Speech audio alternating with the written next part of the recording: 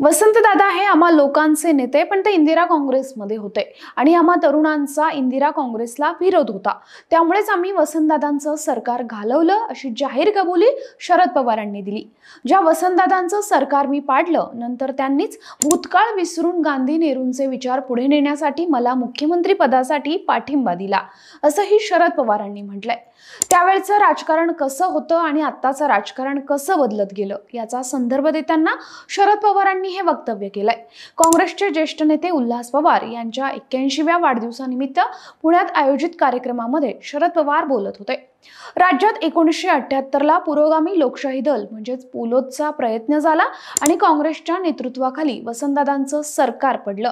त्यामागे शरद पवारांचा मोठा हात होता. त्यामुळेच शरद पवारांनी वसंतदादांच्या पाठीत खंजीर खुपसला असा अनेकदा आरोप केला जातो. आता शरद पवारांनी वसंतदादांचं सरकार मीच पाडलंय असं जाहीर वक्तव्य केलंय.